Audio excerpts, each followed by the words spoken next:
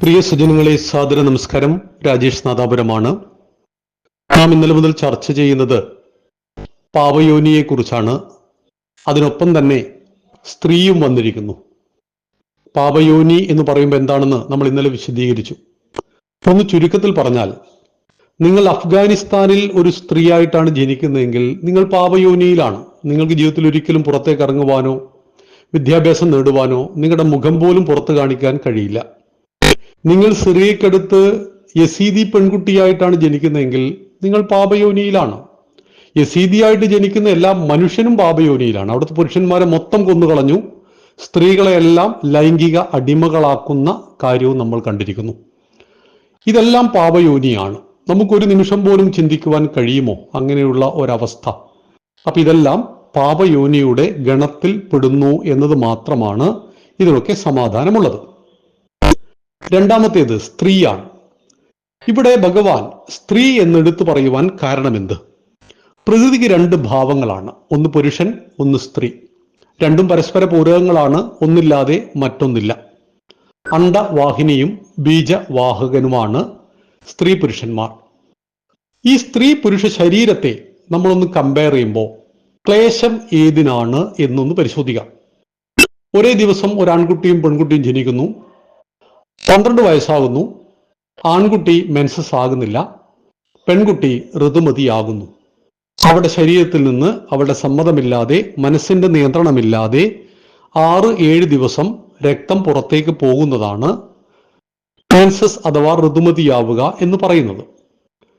ഭാരതം രണ്ടവസ്ഥയിലാണ് സ്ത്രീകളെ പൂജിക്കുന്നത്. ഒന്ന്, ആദ്യമായിട്ട് ആർത്തവമാകുന്ന പെൺകുട്ടിയെ അവളെ പൂജിക്കുന്ന ഒരു ചടങ്ങുണ്ട്. ആ ചടങ്ങിന്റെ മന്ത്രത്തിന്റെ അർത്ഥം ഇതാണ്: മകളെ, നിന്റെ ശരീരം അമ്മയാകുവാനുള്ള വരദാനത്തെ സിദ്ധിച്ചിരിക്കുന്നു.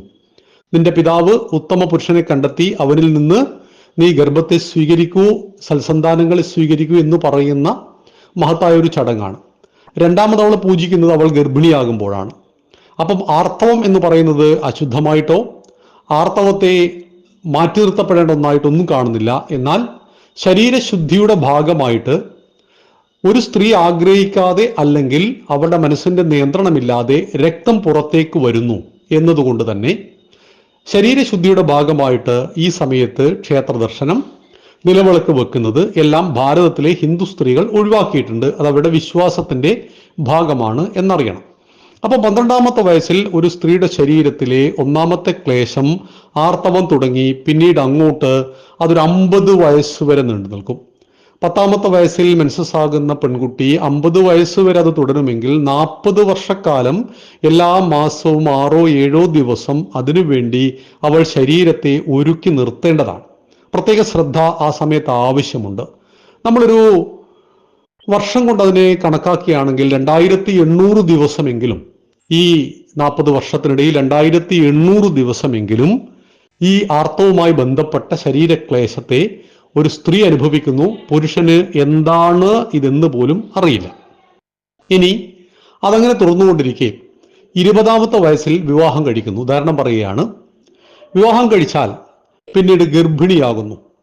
ഗർഭം ദാനം ചെയ്യുന്നത് പുരുഷനാണ്. അങ്ങനെ തൻ്റെ ഭാര്യ ഗർഭിണിയാണെന്ന് അറിഞ്ഞാൽ എടുക്കേണ്ട ഒരു പ്രതിജ്ഞയുണ്ട്. ഭാര്യയുടെ വയറ്റിൽ ഭർത്താവ് വലത് ചെവി കൊണ്ടുപോയി വെച്ചിട്ട് ഒരു മന്ത്രം ചൊല്ലണം. അതിന്റെ അർത്ഥം ഇതാണ്: നീയും ഞാനും ഗർഭം ധരിച്ചിരിക്കുന്നു, നീ അത് വഹിച്ചിരിക്കുന്നു. പ്രകൃതിയുടെ നിയമപ്രകാരം പുരുഷന് ഗർഭം വഹിക്കാൻ സാധ്യമല്ല. എന്നാൽ ഞാനും ഗർഭവാനാണെന്ന ഭാവേന ഞാൻ നിന്നെ പരിചരിച്ചു കൊള്ളാം. ഈ ഉദാത്തമായൊരു സങ്കല്പമാണത്. എന്നാൽ ഗർഭം വളരുന്നത് സ്ത്രീയുടെ വയറ്റിലാണ്. അത് പതുക്കെ പതുക്കെ വളർന്ന് കിലോ കണക്കിന് ഭാരത്തിലേക്ക് മാറുന്നു. അതായത് ഈ വിമർശനം ഉന്നയിച്ച അരുൺകുമാറിന്റെ വയറ്റിൽ 1 കിലോ ഭാരമുള്ള ഒരു കല്ല് വെച്ച് കെട്ടിയിട്ട് എത്ര ദിവസം അദ്ദേഹത്തിന് മുന്നോട്ട് കൊണ്ടുപോകാൻ കഴിയും? അപ്പോൾ കിലോ കണക്കിന് ഭാരമുള്ള മാംസമാകുന്ന ജീവനെ വയറ്റിൽ വഹിച്ചുകൊണ്ട് 10 മാസക്കാലം ഒരമ്മ അനുഭവിക്കുന്ന അഥവാ ഒരു സ്ത്രീ അനുഭവിക്കുന്ന ക്ലേശം ഒരിക്കലും ഒരു പുരുഷൻ അനുഭവിക്കുന്നില്ല. ശാരീരിക ക്ലേശങ്ങളിൽ ഏറ്റവും പ്രധാനമാണ് ഗർഭാവസ്ഥ. കുഞ്ഞിന്റെ മലമൂത്ര വിസർജാദികളെല്ലാം തന്നെ അമ്മയുടെ വയറ്റിലാണ്. അമ്മയെ ദ്വിഹൃദയ എന്ന് പറയാറുണ്ട്. 2 ഹൃദയത്തോടു കൂടിയവളാണ് ഗർഭിണി. ഇനി പ്രസവം, ലോകത്തിലെ ഏറ്റവും കൊടിയ വേദന. ഒരു പുരുഷൻ ഒരിക്കലും അത് അനുഭവം ഉണ്ടാവില്ല. അനുഭവമില്ലാത്തത് നമുക്ക് പറഞ്ഞു മനസ്സിലാക്കുവാനും അല്ലെങ്കിൽ ഊഹിച്ചു മനസ്സിലാക്കുവാനും മാത്രം പുരുഷന് കഴിയുന്ന ഒന്നാണ് പ്രസവ വേദന. സുഖപ്രസവം എന്ന പേരാണെങ്കിലും സൂക്ഷ്മമായ നിരവധി എല്ലുകൾ ഒന്നിച്ചൊടിഞ്ഞുകൊണ്ട് 2 കിലോയോളം ഭാരമുള്ള തൻ്റെ കുഞ്ഞ് ശരീരത്തിന്റെ ഉള്ളിൽ നിന്ന് പുറത്തേക്ക് വരുന്ന, ഗർഭപാത്രത്തിൽ നിന്നും പുറത്തേക്ക് വരുന്ന ഒരു മഹത്തായ ചടങ്ങാണ്, അല്ല ഒരു മഹത്തായ കാര്യമാണ് എങ്കിലും അപ്പോൾ ആ സ്ത്രീ അനുഭവിക്കുന്ന വേദന ഏറ്റവും വലിയ ക്ലേശമാണ്. ഇതാണ് സ്ത്രീ ശരീരം അനുഭവിക്കുന്ന ഏറ്റവും വലിയ വേദനയായിട്ട് കണക്കാക്കപ്പെടുന്നത്.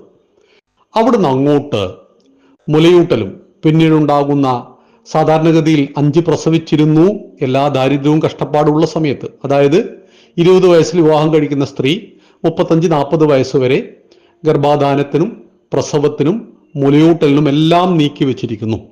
ഈ ക്ലേശങ്ങളെല്ലാം അനുഭവിച്ച് മെൻസസ് നിൽക്കുന്നത് 45-50 വയസ്സ് കണക്കാക്കിയാൽ എന്നിട്ടും ഗൈനക്കോളജിക്കൽ പ്രോബ്ലം അവസാനിക്കുന്നില്ല. എൻ്റെ നാട്ടിൽ, എൻ്റെ അയൽവീട്ടിലടക്കം 45 വയസ്സ് 50 വയസ്സിന് മേലെയുള്ള നിരവധി സ്ത്രീകളുടെ ഗർഭപാത്രം പലപ്പോഴായിട്ട് എടുത്തു കളയേണ്ടി വരുന്നു. വലിയ ബ്ലീഡിങ്ങും ഉണ്ട്. ശരീരക്ലേശം മക്കൾക്ക് മക്കളുണ്ടായിട്ട് പോലും അവസാനിക്കുന്നില്ല എന്ന് നമ്മൾ കാണാൻ കഴിയും. ഭഗവാൻ പറയുന്നു, ഈ ക്ലേശങ്ങളെല്ലാം അനുഭവിക്കുമ്പോഴും എന്നെ ഭജിക്കുന്നുവോ നിനക്ക് ഞാൻ പരമമായ ഗതിയെ നൽകുന്നു. പുരുഷനെയും സ്ത്രീയെയും കമ്പയർ ചെയ്യണം ശരീരത്തിന്റെ ഭാഷയിൽ മാത്രം. ഹിന്ദു സ്ത്രീക്ക് രാഷ്ട്രപതിയാകാം, പ്രധാനമന്ത്രിയാകാം, രാജ്യരക്ഷാ വകുപ്പ് മന്ത്രിയാകാം, മുഖ്യമന്ത്രിയാകാം. മുസ്ലിം സ്ത്രീക്ക് MLA ആകാനാവില്ല, MP ആകാനാവില്ല, മന്ത്രിയാകാനാവില്ല. അതുകൊണ്ട് ഒരിക്കലും കമ്പയർ ചെയ്യരുത്. ഇവിടെ 33 കോടി ദൈവങ്ങളാണ് ഹിന്ദുക്കൾക്കുള്ളത്. അതിൽ 60% ദേവിയും ഭഗവതിയുമാണ് എന്നറിയണം. അതായത് ദൈവങ്ങളിൽ പോലും 60% സ്ത്രീ സംവരണമാണ് എന്ന് പറഞ്ഞാൽ ഒട്ടും അതിശയോക്തിയില്ല. രാധാകൃഷ്ണനാണ്, സീതാരാമനാണ്, ഉമാമഹേശ്വരനാണ്, പാർവതി പരമേശ്വരനാണ്, ലക്ഷ്മി നാരായണനാണ്. സ്ത്രീക്ക് ഏറ്റവും മഹത്തരമായ പദവി ഭാരതം നൽകിയിട്ടുണ്ട്. ഗീതോപദേശം നടത്തിയ ഭഗവാൻ 8 കല്യാണം കഴിച്ചിട്ടുണ്ട്, 80 മക്കളും ഭഗവാനുണ്ട്. എന്നാൽ അതേ മഹാഭാരതത്തിൽ പാഞ്ചാലിക്ക് 5 പുരുഷന്മാരെ ഒരേ സമയത്ത് കല്യാണം കഴിക്കുവാൻ കഴിഞ്ഞിട്ടുണ്ട്. ഒരു പുരുഷന് നിരവധി സ്ത്രീകളെ കല്യാണം കഴിക്കുന്നത് പോലെ തന്നെ ഒരു സ്ത്രീക്ക് നിരവധി പുരുഷനെ കല്യാണം കഴിക്കുവാനും ഭാരതത്തിൽ സ്വാതന്ത്ര്യമുണ്ടായിരുന്നു എന്നത് നാം പരിശോധിക്കപ്പെടേണ്ടതാണ്. അപ്പൊ അവിടെ ഇത്രയും ക്ലേശങ്ങൾ അനുഭവിക്കുന്ന സ്ത്രീ ശരീരം, ഈ ക്ലേശങ്ങൾക്കിടയിലും എന്നെ ഭജിക്കുന്നവന് ഞാൻ പരമമായ ഗതിയെ നൽകുന്നു, അവനെ ഞാൻ എന്നിലേക്ക് അടുപ്പിക്കുന്നു എന്ന് പറഞ്ഞാൽ, ശരീരത്തിന്റെ ഭാഷ സംസാരിക്കുമ്പോൾ 10ാമത്തെ വയസ്സിൽ ആർത്തവം തുടങ്ങി അങ്ങനെയുള്ള ക്ലേശങ്ങൾ അനുഭവിച്ച് ആർത്തവവും ഗർഭവും പ്രസവവും മുലയൂട്ടലും എല്ലാ ക്ലേശങ്ങളും അനുഭവിച്ച് മുന്നോട്ട് പോകുമ്പോഴും ഈ ക്ലേശങ്ങളിൽ നിന്നെല്ലാം ഇടയിൽ, അല്ലെങ്കിൽ ഈ ക്ലേശങ്ങളെല്ലാം അനുഭവിക്കുമ്പോഴും എന്നെ ഭജിക്കുവാൻ കഴിയുന്ന നിന്നെ ഞാൻ എന്നിലേക്ക് പരമമായ ഗതി നൽകുന്നു എന്ന് പറയുമ്പോൾ, ഏറ്റവും ക്ലേശം അനുഭവിക്കുന്ന സ്ത്രീജനങ്ങളാണ് ഏറ്റവും കൂടുതൽ ഭഗവാനെ ഭജിക്കുന്നത്. അത് ഭാഗവത സപ്താഹം കേൾക്കാനാണെങ്കിലും നാരായണീയം വായിക്കാനാണെങ്കിലും ആത്മാർത്ഥമായിട്ടുള്ളത്. നമുക്ക് ഏറ്റവും കൂടുതൽ സ്ത്രീജനങ്ങളെ കാണുവാൻ കഴിയും. ഭക്തന്മാരിൽ നല്ലൊരു ശതമാനം സ്ത്രീകൾ തന്നെയാണ്. എന്തുകൊണ്ടാണ്? സകല ക്ലേശങ്ങളും ശരീരത്തിന് പ്രകൃതി നൽകിയിട്ടും അതിനെ ഭാഗ്യമായി കരുതുന്നവരാണ് പ്രത്യേകിച്ച് ഭാരത സ്ത്രീകൾ. ആർത്തവത്തെ അവർ അനുഗ്രഹമായി കരുതുന്നു. അതുകൊണ്ടാണ് ആർത്തവം ആദ്യമായി ഉണ്ടാകുമ്പോൾ ദേവിയായിട്ട് ആരാധിക്കുന്നത്. ഗർഭത്തെ അനുഗ്രഹമായി കരുതുന്നു, അതുകൊണ്ടാണ് പൂജിക്കുന്നത്. നമ്മൾ ഒരു കുഞ്ഞിനെ പ്രസവിക്കുന്ന മുതൽ തുടങ്ങുന്ന ചടങ്ങുകൾ ഏതൊക്കെയാണ് എന്ന് മനസ്സിലാക്കണം. ഗർഭാധാനം മുതൽ അന്ത്യേഷ്ടി വരെയുള്ള 16 കാര്യങ്ങൾ പഠിക്കുന്ന ഹിന്ദുവിന് 16 സംസ്കാരങ്ങളെ പഠിപ്പിക്കുന്നു. അതിൽ വിവാഹവും ഗർഭാധാനവും എല്ലാം വളരെ വളരെ പ്രധാനമായ ചടങ്ങുകളായിട്ടും അത് ദൈവികമായിട്ട് കാണുന്നവരാണ് ഭാരതത്തിലെ സ്ത്രീകൾ. എന്നാൽ സ്ത്രീ ശരീരവും പുരുഷ ശരീരത്തെയും കമ്പയർ ചെയ്യുമ്പോൾ സ്ത്രീ ശരീരം അനുഭവിക്കുന്ന 1000-ൽ1 ക്ലേശം പുരുഷ ശരീരം പ്രകൃത്യ അനുഭവിക്കുന്നില്ല. രോഗങ്ങളും അപകടങ്ങളും അല്ല പറഞ്ഞത്, പ്രകൃത്യ അനുഭവിക്കുന്നില്ല. അവിടെയാണ് ഭഗവാൻ പറയുന്നത്, ഈ ക്ലേശങ്ങളെല്ലാം സഹിച്ചുകൊണ്ടും എന്നെ ഭജിക്കുന്ന നിന്നെ ഞാൻ പരമമായ ഗതിയിലേക്ക് കൊണ്ടുപോകുന്നു എന്നാണ് ഭാരതത്തിലെ സ്ത്രീകളോട് ഭഗവാൻ പറയുന്നത്. അതാണ് ഭഗവത്ഗീതയിൽ 9ാമത്തെ അധ്യായത്തിലെ 32ാമത്തെ ശ്ലോകത്തിൽ പാപയോനി എന്ന് പറയുമ്പോൾ ഇങ്ങനെ ഗതികേടാൽ ജനിക്കപ്പെട്ട ജനവിഭാഗം, ഞാൻ നേരത്തെ കഴിഞ്ഞ ദിവസം പറഞ്ഞതും ഇന്ന് തുടക്കത്തിൽ പറഞ്ഞതുമായ ജനവിഭാഗം. രണ്ടാമത്തേത് സ്ത്രീ, പുരുഷനെയും സ്ത്രീയെയും ശാരീരികമായി കമ്പയർ ചെയ്യുമ്പോൾ ഇത്രയും ക്ലേശത്തെ അനുഭവിക്കുമ്പോഴും എന്നെ ഭജിച്ചുകൊണ്ട് എന്നിലേക്ക് ഉയരുന്ന നിന്നെ പരമമായ ഗതിയിലേക്ക് ഞാൻ കൊണ്ടുപോകുന്നു എന്ന് പറയുന്നിടത്ത് എന്താണ് തെറ്റുള്ളത് മിസ്റ്റർ അരുൺകുമാർ? ഇവിടെയാണ് ഓരോന്നിനെയും അതാത് രീതിയിൽ പഠിക്കണം. സ്ത്രീയും പുരുഷനും തുല്യമാണ് എന്ന് പറയുന്നത് തെറ്റാണ്. സ്ത്രീ സ്ത്രീയാണ്, പുരുഷൻ പുരുഷനാണ്. രണ്ടു പേരുടെയും മാനസിക ശാരീരിക ഭാവങ്ങൾ വൈവിധ്യമാണ് എന്നറിയണം. രണ്ടും പ്രകൃതിയുടെ പരസ്പര പൂരകങ്ങളായ സൃഷ്ടികളാണെന്ന് കൂടി അറിയണം. ഇടത് കണ്ണാണോ വലത് കണ്ണാണോ അരുൺകുമാറിന് പ്രിയപ്പെട്ടത്? രണ്ട് കണ്ണും ഒരുപോലെയാണ്. അതുകൊണ്ട് തന്നെ സ്ത്രീ മേലെ സ്ത്രീ താഴെ, പുരുഷൻ മേലെ പുരുഷൻ താഴെ ഈ ചിന്താഗതി ഭാരതത്തിൽ ഉണ്ടായിട്ടില്ല. ഭാരതത്തിന്റെ തത്വചിന്തയിലും ഉണ്ടായിട്ടില്ല. രാമന് എത്ര പ്രാധാന്യമുണ്ടോ അത്ര തന്നെ പ്രാധാന്യം സീതയ്ക്കുമുണ്ട്. പഞ്ചപാണ്ഡവന്മാർക്ക് എത്ര പ്രാധാന്യമുണ്ടോ അത്ര തന്നെ പ്രാധാന്യം പാഞ്ചാലിക്കുമുണ്ട്. എത്ര പ്രാധാന്യം പാണ്ഡുവിനുണ്ടോ അത്ര തന്നെ പ്രാധാന്യം കുന്തിക്കുമുണ്ട്. അതുകൊണ്ടാണ് 16 സ്ത്രീരത്നങ്ങളെ പഠിച്ചുകൊണ്ടാണ് ഭാരതം അതിന്റെ പഠനം ആരംഭിക്കുന്നത് തന്നെ. അരുന്ധതി, അനസൂയ, സാവിത്രി, ജാനകി, സതി, ദ്രൗപദി, കണ്ണകി, ഗാർഗി, മീര, ദുർഗാവതി, ലക്ഷ്മി, അഹല്യ, ചെന്നമ്മ, രുദ്രമാമ്പ, നിവേദിത, ശാരദാദേവി, പ്രണമ്യ, മാതൃദേവത എന്ന ഏകാത്മതാ സ്തോത്രം പറയുമ്പോൾ ഈ സ്ത്രീരത്നങ്ങളെ പഠിച്ചുകൊണ്ട് ഈ സമാജത്തിന്റെ മുഖ്യധാരയിൽ ഹിന്ദു സ്ത്രീകൾ പുരുഷനൊപ്പം തോളോട് തോൾ ചേർന്ന് പ്രവർത്തിക്കുമ്പോൾ നൈഷ്ഠിക ബ്രഹ്മചാരിയായ അയ്യപ്പനെ പ്രതിഷ്ഠിച്ച ഒരൊറ്റ ശബരിമലയിൽ മാത്രം ആർത്തവചക്രം ശരീരത്തിൽ കറങ്ങുന്ന യുവതികൾക്ക് പ്രവേശനമില്ലെന്ന് പറയുന്നത് പോലെ ആറ്റുകാൽ പൊങ്കാലയ്ക്ക് പുരുഷന്മാർക്ക് ഒരു വാശിയും ഞങ്ങൾ ഹിന്ദു പുരുഷന്മാർക്കില്ല, ഞങ്ങൾക്ക് പൊങ്കാല ഇടണമെന്ന് സ്ത്രീക്ക് സ്ത്രീയുടേതായ ഉത്സവമുണ്ട്, പുരുഷന് പുരുഷന്റേതായ ചില വിശ്വാസങ്ങളുമായി ബന്ധപ്പെട്ട ഒരൊറ്റ ശബരിമലയുമുണ്ട്. അതുകൊണ്ട് ഞാനിത് പറയുമ്പോൾ പുരുഷന് പോകുന്ന എല്ലായിടത്തും സ്ത്രീക്ക് പോകാമെന്ന് പറഞ്ഞാൽ അരുൺകുമാർ ഉടനെ പറയും ശബരിമലയിൽ പോകാമോ എന്ന് ചോദിക്കുന്നത് കൊണ്ടാണ് അത് പ്രത്യേകം എടുത്തു പറയുന്നത്. ശബരിമല നൈഷ്ഠിക ബ്രഹ്മചാരിയായ അയ്യപ്പനെ പ്രതിഷ്ഠിച്ചു എന്നതാണ് അവിടെ സങ്കല്പം.